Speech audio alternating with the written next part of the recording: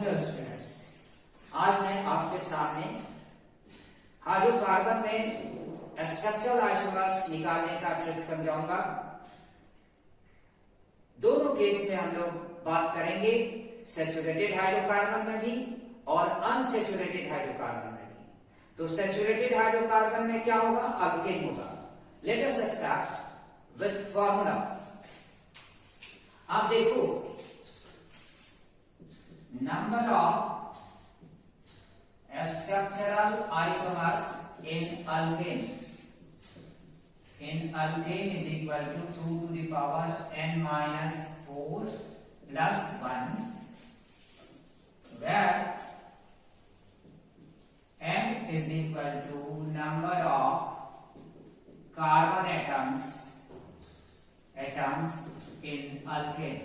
जी हाँ, तो C3 में मतलब C3H8 में कोई आइसोमर नहीं होगा, 3 कार्बन तक में कोई आइसोमर नहीं होगा।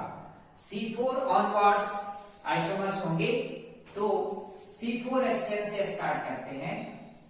Number of structural isomers in C4H10 is equal to 2 to the power 4 minus 4। देखो n का वैल्यू यहां 4 है, minus 4 plus 1 is equal to 2 का पावर 0 प्लस 1। 2 का पावर 0 मतलब value 1 is equal to 1 plus 1 बराबर। बेटा C4H10 में स्ट्रक्चरल आइसोमर्स की संख्या 2। Number of structural isomers in C5H12 is equal to 2 to the power 5 minus 4 plus 1 is equal to 2 का power 1 plus 1, 2 plus 1 is equal to 3।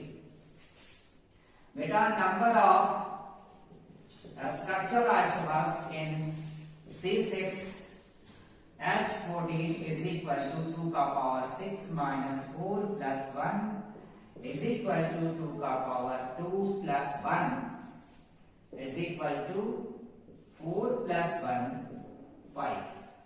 बेटा number of structural isomers in C7H16 is equal to 2 to the power 7 minus 4 plus 1 is equal to 2 का power 3 plus 1 is equal to 9।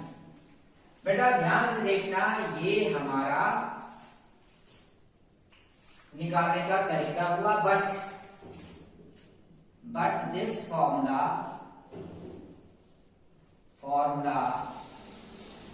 Does not hold good, लागू नहीं होता, does not hold good in C8 and higher C8, H18 and higher alkanes कहने का मतलब बेटा ये formula सिर्फ C7H16 तक ही लागू होगा। और अगर आपको एग्जामिनेशन में क्वेश्चन पूछना भी है डायरेक्ट, तो C7 तक ही क्वेश्चन पूछता है, इसलिए आपको घबराने की कोई जरूरत नहीं। इस फॉर्मूला को लगाइए और C7 तक नंबर ऑफ आइसोमर्स बड़ी आसानी से चुटकियों में निकाल लीजिए, आपको कोई दिक्कत नहीं।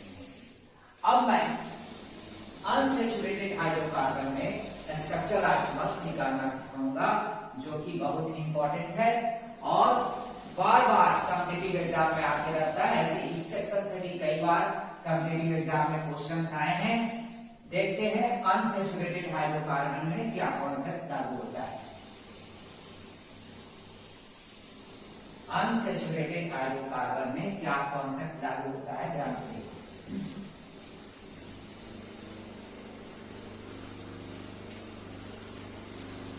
Number of structural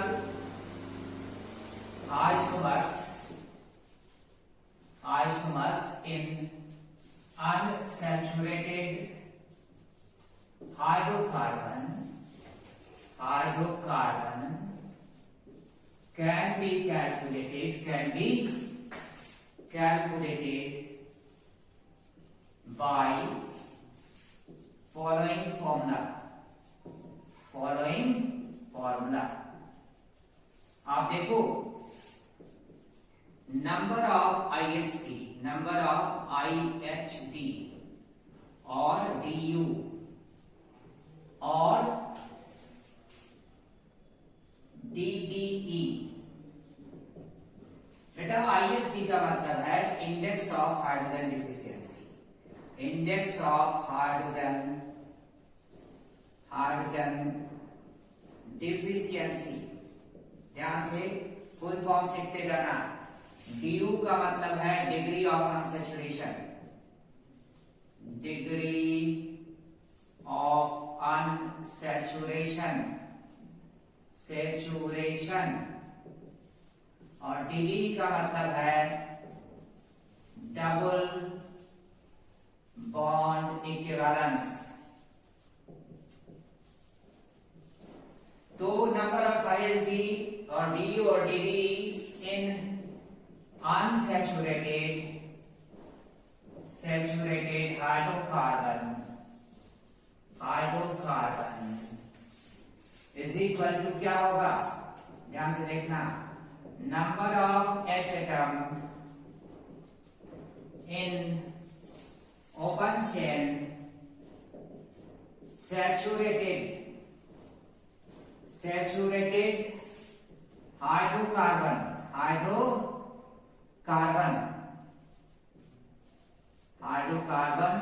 minus number of H atom in given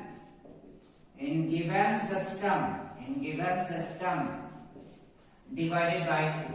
जी हाँ, ये फॉर्मूला है number of H atom, sorry DU या ISD और DD निकालने का। क्या कहता है, number of H atom in open chain saturated hydrocarbon मतलब अल्केन में हाइड्रोजन की संख्या, minus number of H atom in given system मतलब जिसमें आपको ISD निकालना है उसमें हाइड्रोजन की संख्या, और इसकी सहायता से हम लोग निकालेंगे ये ISD मतलब इंडेक्स ऑफ हाइड्रोजन डिफिशियंसी, और DU मतलब डिग्री ऑफ अनसैचुरेशन, DD मतलब डबल बॉन्ड इक्विवेलेंस। सबका मीनिंग एक है। और जब ये निकल जाएगा तो आपको ये पता चलेगा कि उस हाइड्रोकार्बन में कितने पाई बॉन्ड है या कितने साइकिल है, या साइकिल प्लस पाई बॉन्ड मिला के क्या संख्या है, और तब आप नंबर ऑफ स्ट्रक्चरल आइसोमर्स बड़ी आसानी से निकाल पाओगे। तो बेटा जो आप ये कैलकुलेट करके निकालोगे उसका क्या मतलब होगा, number of ISD is equal to number of pi bond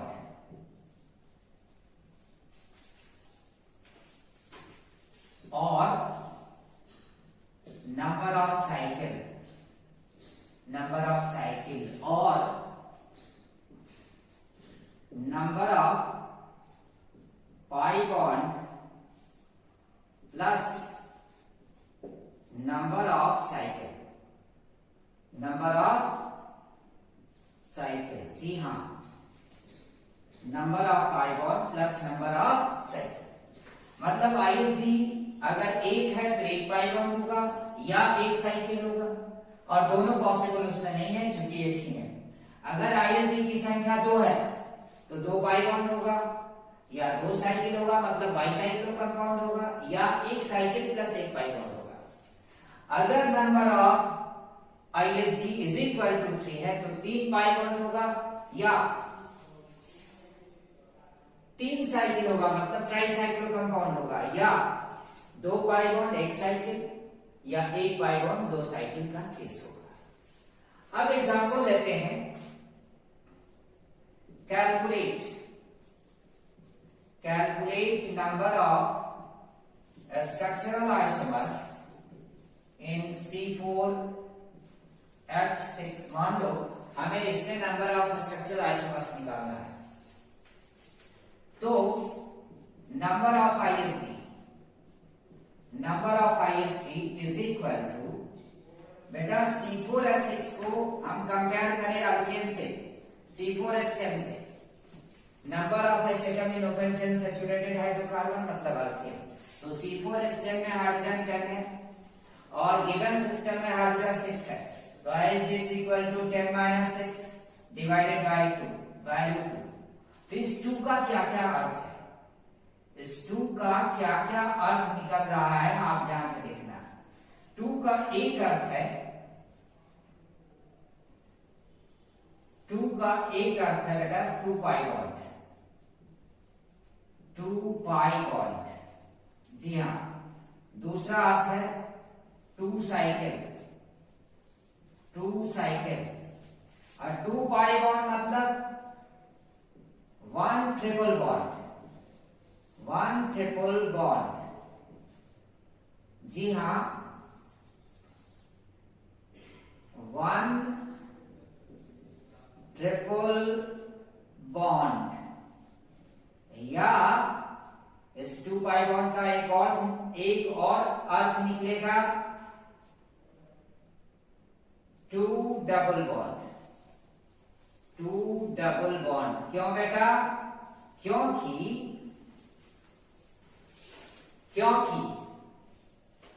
आपको एक डबल बॉन्ड में एक पाई बॉन्ड, 2 डबल बॉन्ड में 2 पाई बॉन्ड, ट्रिपल बॉन्ड है तो 2 पाई बॉन्ड उसी में हो जाएगा, या 2 साइकिल मतलब बाई साइक्लो कंपाउंड, या 1 साइकिल प्लस 1 पाई बॉन्ड, प्लस 1 पाई बॉन्ड। बेटा ये केस हो सकता है आपको 1 साइकिल प्लस 1 पाई बॉन्ड। अब मैं बात करूंगा इसमें स्ट्रक्चरल आइसोमर्स निकालने के on the basis of these facts. तो सबसे पहले आईएसडी निकाला जाता है और आईएसडी निकालने के बाद हम लोग निकालते हैं इसके हेल्प से नंबर ऑफ स्ट्रक्चरल आइसोमर्स। पहले मैं बात करूं 1 ट्रिपल बॉन्ड 4 कार्बन है, तो बेटे एक केस ये ट्रिपल बॉन्ड यहां या ट्रिपल बॉन्ड यहां। दूसरा केस अगर मैंने चाहा कि 3 कार्बन करके और ट्रिपल बॉन्ड यहां दे दूं, तो बेटा ये कार्बन पेंटावैलेंट हो गया, 1 2 3 4 5, इसलिए ये पॉसिबल नहीं है। अगली बार मैंने डबल बॉन्ड 2 किया, एक ऐसे और दूसरा अल्टरनेट, तीसरा मैंने कोशिश किया कि ब्रांचिंग करके 2 डबल बॉन्ड दे दिया, तो लेकिन फिर से कार्बन पेंटावैलेंट हो गया 1 और ये देखो, तो ये आपका पॉसिबल नहीं है। तो ये दोनों केसेस हो गए। अब बेटे ध्यान देना, इसमें एक है 1 साइकिल प्लस 1 पाई बॉन्ड और एक है 2 साइकिल मतलब बाई साइकिल कंपाउंड। पहले 1 साइकिल 1 पाई बॉन्ड का केस देखिए, 1 साइकिल और 1 पाई बॉन्ड, एक केस हो गया।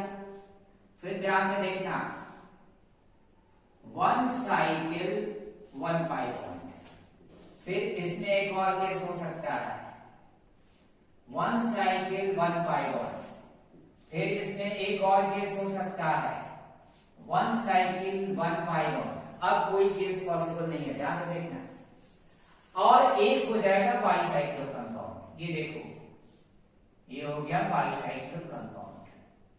बड़ी इंटरेस्टिंग बात है, इसमें बहुत तरह के क्वेश्चन बन सकते हैं, जैसे टोटल स्ट्रक्चरल आइसोमर पूछ रहा है अगर, तो इसकी संख्या 9 है ना। ओपन चेन स्ट्रक्चरल आइसोमर तो इसकी संख्या 4, साइक्लिक स्ट्रक्चरल आइसोमर्स तो इसकी संख्या 5। तो so many kind of problem can be designed with the help of this. तो आपने देखा किस तरह से हाइड्रोकार्बन में स्ट्रक्चरल आइसोमर्स हम लोग निकालते हैं, और इस कंसेप्ट का यूज करते हुए बड़ी आसानी से आप हाइड्रोकार्बन के केस में स्ट्रक्चर आइसोमर्स निकाल सकते हो। परफेक्ट रूल है और इसके सारे बहुत तरह के प्रॉब्लम बन सकते हैं। Thank you very much for knowing this fact. ISD एक बहुत इंपॉर्टेंट कॉन्सेप्ट है और इस कॉन्सेप्ट को आप जानो, सीखो, इससे रिलेटेड बहुत सारे प्रॉब्लम बन सकते हैं। मिलते हैं अगले क्लास में।